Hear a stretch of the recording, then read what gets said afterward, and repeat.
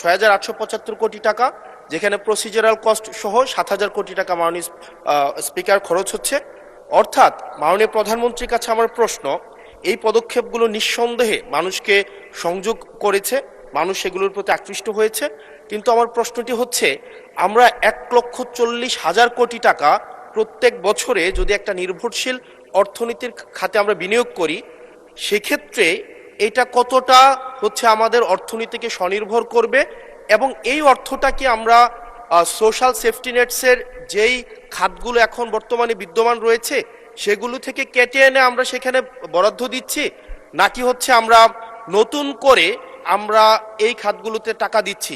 আপনি নিজেও সাক্ষী, আপনার নির্বাচনী এলাকাতেও আপনাকেও মহিলারা ঘিরে ধরেছিল ফ্যামিলি কার্ড দেওয়ার জন্য। আপনি উত্তরে বলেছেন যেই মুহূর্তে ফ্যামিলি কার্ড সরকার দেবে আপনি চেষ্টা করবেন তাদেরকে ফ্যামিলি কার্ড ডিস্ট্রিবিউট করার জন্য। মাননীয় প্রধানমন্ত্রী মাত্র যে উত্তরটি দিয়েছেন, নারীদের সামগ্রিক উন্নতির জন্য, অর্থনৈতিক উন্নতির জন্য যেসব পদক্ষেপগুলো নিয়েছেন, সেসব পদক্ষেপের 5 নম্বর প্যারাগ্রাফের আলোকে মাননীয় স্পিকার আমার সম্পূরক প্রশ্ন।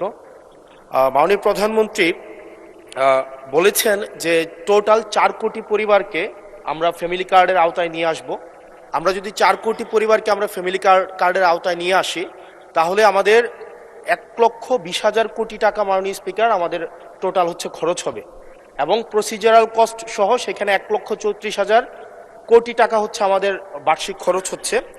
আবার গত সপ্তাহে মাননীয় স্পিকার আমরা ফার্মার্স কার্ডের বিষয়ে জানলাম যে 2,75,00,000 ফার্মার্সকে আমরা ফার্মার্স কার্ডের অধীনে আমরা নিয়ে আসবো। মাননীয় সদস্য সরাসরি প্রশ্ন করুন, ভূমিকা বাদ দেন, প্রশ্ন করুন। তো সেখানে 6,875 কোটি টাকা, যেখানে প্রসিজারাল কস্ট সহ 7,000 কোটি টাকা মাননীয় স্পিকার খরচ হচ্ছে। অর্থাৎ মাননীয় প্রধানমন্ত্রীর কাছে আমার প্রশ্ন, এই পদক্ষেপগুলো নিঃসন্দেহে মানুষকে সংযোগ করেছে, মানুষ এগুলোর প্রতি আকৃষ্ট হয়েছে, কিন্তু আমার প্রশ্নটি হচ্ছে, আমরা 1,40,000 কোটি টাকা প্রত্যেক বছরে যদি একটা নির্ভরশীল অর্থনীতির খাতে আমরা বিনিয়োগ করি, সেক্ষেত্রে এটা কতটা হচ্ছে আমাদের অর্থনীতিকে স্বনির্ভর করবে, এবং এই অর্থটা কি আমরা সোশ্যাল সেফটি নেটসের যেই খাতগুলো এখন বর্তমানে বিদ্যমান রয়েছে সেগুলো থেকে কেটে এনে আমরা সেখানে বরাদ্দ দিচ্ছি, নাকি হচ্ছে আমরা নতুন করে আমরা এই খাতগুলোতে টাকা দিচ্ছি? যদি নতুন করে দেই, সেক্ষেত্রে মুদ্রাস্ফীতি ঘটার সম্ভাবনা রয়েছে কিনা সেটি পরীক্ষা করা হয়েছে কিনা, এটি আমার প্রশ্ন। ধন্যবাদ মাননীয় স্পিকার। মাননীয় প্রধানমন্ত্রী।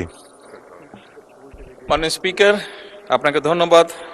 মাননীয় ইয়াং সংসদ সদস্য, আপনাকেও ধন্যবাদ আপনার প্রশ্নের জন্য। অবশ্যই আল্লাহর কাছে শুকরিয়া, আলহামদুলিল্লাহ, যে আমরা যে ফ্যামিলি কার্ডের কথা জনগণকে বলেছিলাম নির্বাচনের পূর্বে, সেই ফ্যামিলি কার্ডটি মানুষ গ্রহণ করেছে, এবং আপনি নিজেও সাক্ষী, আপনি নিজেও সাক্ষী, আপনার নির্বাচনী এলাকাতেও আপনাকেও মহিলারা ঘিরে ধরেছিল ফ্যামিলি কার্ড দেওয়ার জন্য। আপনি উত্তরে বলেছেন যেই মুহূর্তে ফ্যামিলি কার্ড সরকার দেবে আপনি চেষ্টা করবেন তাদেরকে ফ্যামিলি কার্ড ডিস্ট্রিবিউট করার জন্য। মাননীয় সংসদ সদস্য, আপনি নিশ্চয়ই এটি অনুধাবন করতে পারবেন যে 4 কোটি পরিবারকে আমরা ফ্যামিলি কার্ড দিব। আমরা পর্যায়ক্রমিকভাবে সরকার এটা দেবে। পৃথিবীর কোনো সরকারের পক্ষেই একবারে এটি করা সম্ভব না। এই ডাটাগুলো কালেক্ট করতে হবে, কার কি অবস্থা, প্রত্যেকটা ফ্যামিলির ডাটা কালেক্ট করবে, পর্যায়ক্রমিকভাবে আমরা দিব। এবং প্রথম স্টেজে আমরা যারা ভালনারেবল ফ্যামিলি আমরা তাদেরকে এই কার্ডগুলো দিব। কাজেই ধীরে ধীরে আমরা বাজেটটি তৈরি করব, এবং ধীরে ধীরেই আমরা কার্ড দেওয়ার সংখ্যাটা ধীরে ধীরে আমরা বাড়াবো। এবং সেজন্যই আমরা মনে করি আমাদের যে সব হিসাব নিকাশ করেছি আমরা, তাতে করে বাজেটের উপরে কোনো চাপ পড়ার তেমন কোনো কারণ নেই। এটি গেল 1 নম্বর। দ্বিতীয়ত, আপনি বলেছেন যে আরো যেগুলো সেফটি নেট,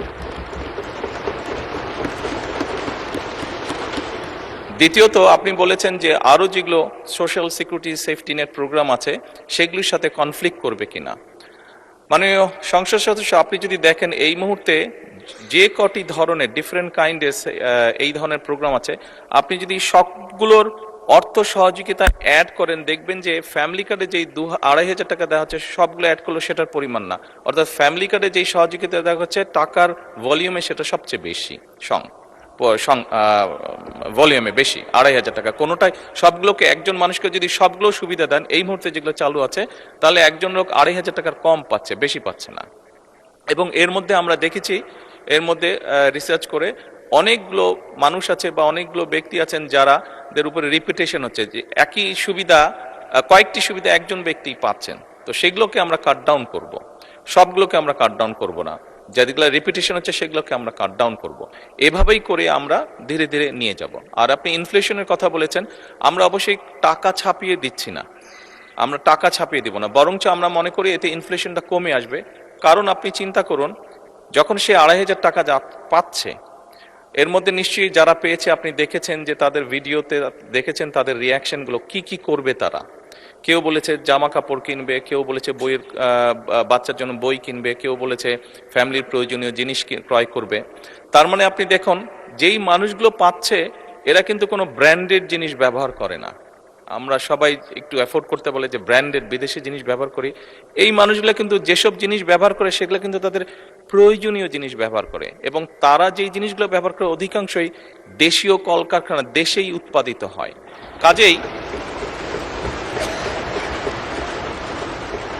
কাজেই মাননীয় সংসদ সদস্য, এই টাকাটা যখন তার কাছে যাচ্ছে, সে যখন খরচ করছে, এই টাকাটা কিন্তু গ্রামীণ ইকোনমিতে ব্যবহৃত হচ্ছে।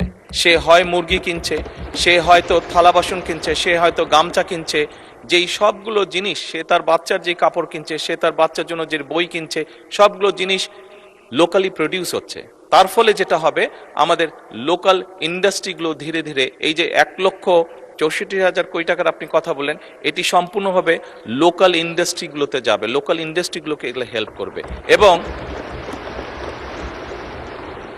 এবং স্বাভাবিকভাবে যখন একটি গ্রামে যখন অনেকগুলো ফ্যামিলি, অনেকগুলো মহিলা এই কার্ডটি পাবেন, তারা যখন যেই দোকানে গিয়ে সদাই করবেন, তারা জিনিসপত্র কিনবেন, সেই দোকানে আপনি খোঁজ করে দেখুন, এখন হয়তো একজন হেল্পার আছে দোকানের, তার স্টাফ হয়তো একজন আছে, কিন্তু আপনি 3 মাস পরে বা 6 মাস পরে দেখবেন তার স্টাফ 2 জন হয়ে গেছে।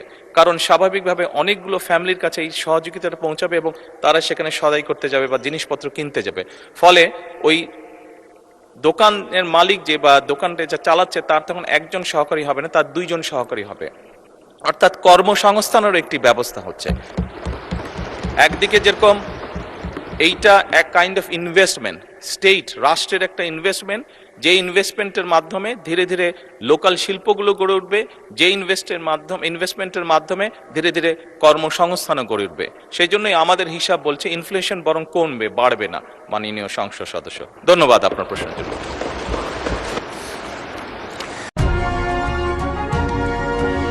East to Sile 24